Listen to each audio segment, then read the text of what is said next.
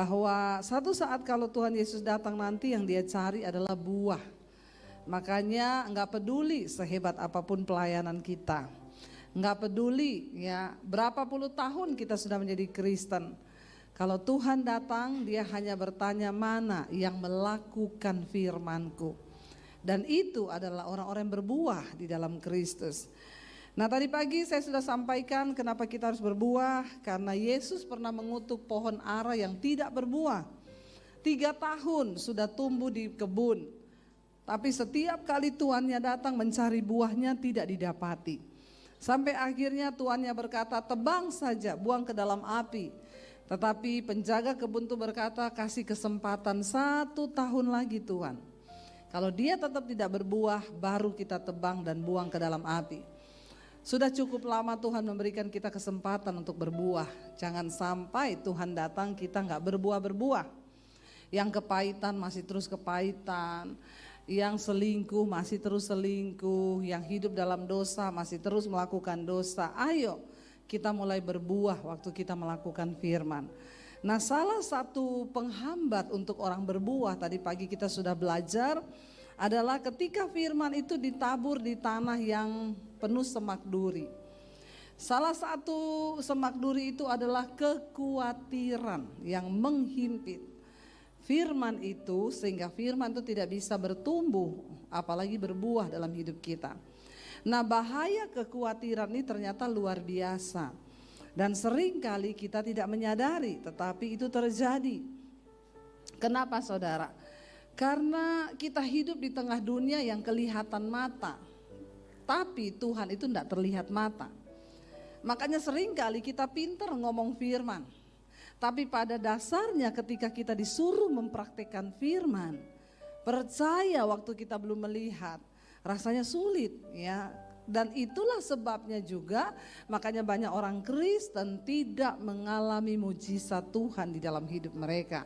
Nah, hari ini saya pengen membahas tentang satu hal yang sangat luar biasa yang bisa membuat iman kita tidak bertumbuh, yaitu hal kekhawatiran. Mari kita baca bersama Injil Lukas pasal yang ke-12. Lukas 12 ayat 22. Yesus berkata kepada murid-muridnya, karena itu aku berkata kepadamu, janganlah khawatir akan hidupmu, akan apa yang hendak kamu makan, dan janganlah khawatir pula akan tubuhmu, akan apa yang hendak kamu pakai. Ternyata ada 2 hal yang memang membuat orang itu khawatir, hanya masalah perut dan masalah pakaian. Semua itu masalah-masalah yang tidak ada nilainya sampai pada kekekalan. Kalau kita mau serius berpikir, yang bikin orang khawatir itu cuma 2 hal, makanan dan pakaian, kata Yesus di sana ya. Jangan khawatir tentang itu. Sebab apa? Ayat 23 berkata apa? Sebab hidup itu lebih penting daripada makanan, dan tubuh ini lebih penting daripada pakaian. Apa artinya saudara? Manusia hanya sibuk bekerja mencari uang agar dapurnya ngebul, agar perutnya terisi. Tapi kita lupa, Alkitab berkata hidup itu lebih penting daripada makanan. Mana yang benar? Hidup untuk makan atau makan untuk hidup? Yang benar. Tapi ada sebagian orang itu hidup untuk. Nah, saudara bersyukur kalau berpikir bahwa hidup makan untuk, berarti kalau makan untuk hidup yang penting apanya? Hidupnya ya. Kita makan itu supaya kita hidup. Tujuannya makan itu agar kita hidup. Benar yang Yesus katakan, hidup itu lebih penting daripada makanan. Kalau kita sadari bukan makanan yang terpenting, tetapi hidupnya itu loh. Kita makan tempe, sambal, nasi, enak enggak? Kalau disertai dengan ucapan, makan steak yang harga 1 juta, di Jakarta ada steak 1.500.000 harganya, 2.600.000 ada, sampai 3.500.000 ada. Saya diajak orang makan, ibu pilih, saya lihat harganya. Suami saya colek saya, enggak usah milih, biar yang ngundang yang milihin. Nanti kita salah, lihat harganya aja mau kecekik. Saya tanya, ini kenapa bisa mahal begini ya? Konon Bu, ini sapi-sapinya dipelihara khusus.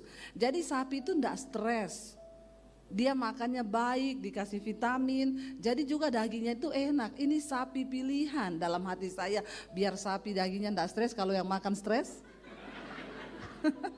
Iya enggak?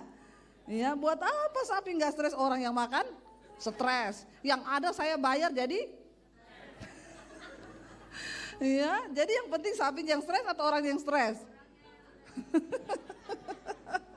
Enggak penting sapinya mau stres atau tidak, yang penting kitanya ini loh. Ya, daripada makan begitu bayar stres, saya pilih makan di pinggir jalan aja, benar enggak? Enggak stres. Ya. Jadi saudara jangan salah ya. Yang paling penting itu hidupnya, bukan makannya. Ya, ada orang bilang, ya memang makan tempe sama sambal enak Bu, tapi kan lebih enak kalau kita makan daging, ya di restoran tuh lebih enak lagi. Jadi bahagia mana, makan tempe sama sambal atau makan daging sama steak di restoran? Bahagia mana? Memang ada yang sudah ditakdirkan tempe sama sambal memang ya. Yang jawab ini memang sudah ditakdirkan, Anda harus makan tempe sama sambal. Ya. Jadi sebenarnya kan bukan soal makannya apa, tapi sebenarnya bagaimana soal kita nih bersyukur.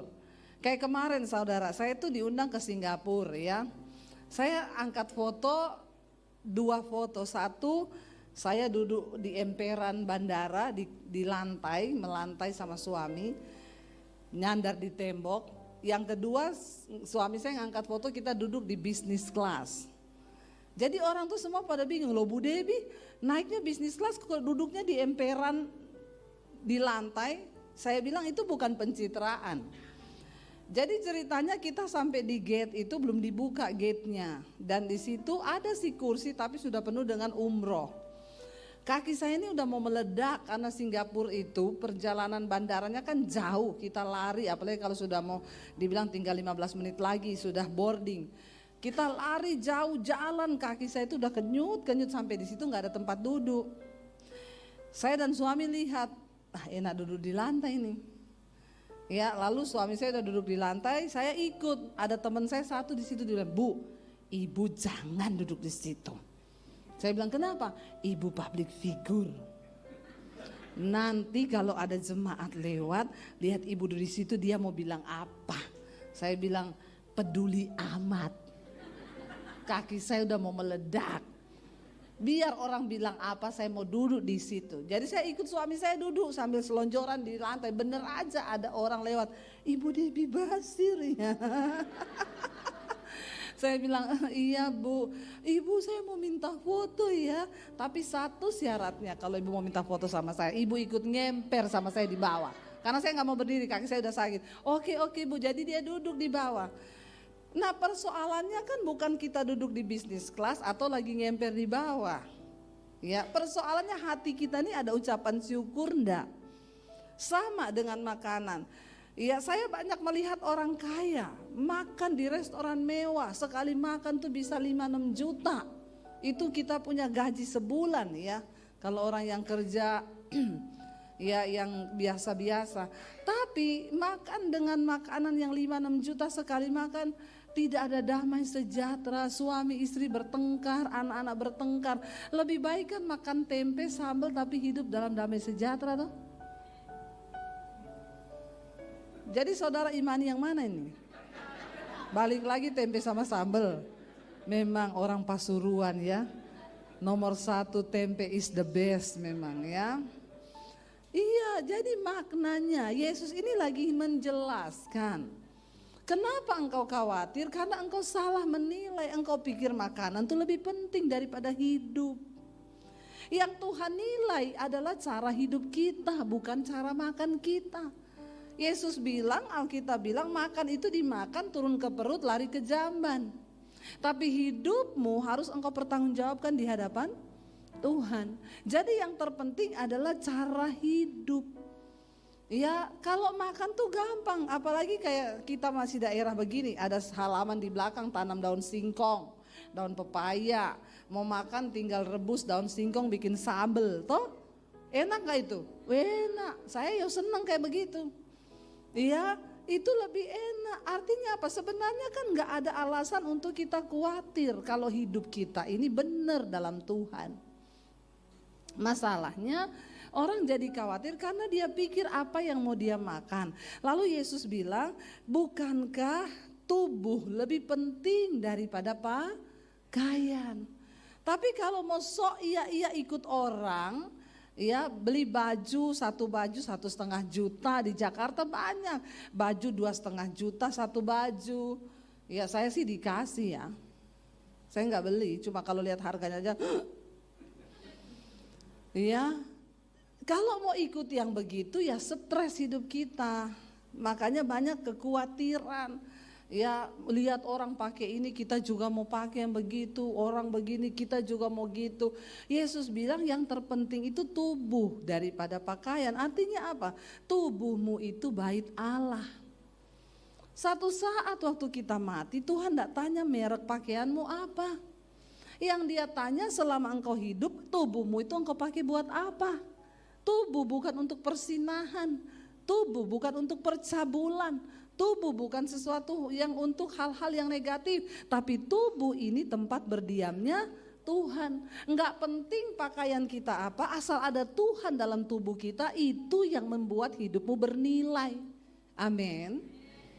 Orang kadang ngomong, Bu Debbie ya, Bu ibu itu kalau khotbah bajunya itu toh. Saya bilang, Mbok Ben, emang gue pikirin. Saya tuh biasa aja, saya gak pernah loh saudara mau pelayanan hari Minggu, hari Jumat saya siapin baju, saya siapin ini, enggak, ya pokoknya apa aja yang ada udah saya pakai. Sampai kadang itu terus aja, Mbok Ben. Bagi saya tuh gak penting, yang penting tubuh kita ini, hidup kita ini berkenan gak sama Tuhan. Jangan terlalu pusingin hal-hal yang seperti itu, sehingga banyak orang pencitraan. Ya akhirnya karena pencitraan kepengen ya mau gaya-gayaan ikut-ikut orang, ya foto di restoran mewah di Jakarta sih, di sini nggak ada yang ngaku. Ya akhirnya biasanya orang-orang yang kena kekhawatiran itu apa? Orang yang sombong, orang yang tinggi hati, orang yang suka iri hati, itu ya sudah akhirnya dia kena kekhawatiran. Tapi orang yang hidup apa adanya itu enak. Ya, kita hidup apa adanya itu enak, nggak usah maksa hidup ini. Amin. Tadi pagi saya sampaikan, jangan banyak cicilan supaya nggak banyak kekhawatiran. Karena dua hal yang membuat jantung berpacu dengan cepat, jatuh cinta dan jatuh tempo. Ya, kalau banyak jatuh tempo ya itu jantungnya deg-degan. Aduh, udah mau tanggal jatuh tempo. Saudara, yang namanya kekhawatiran hidup ini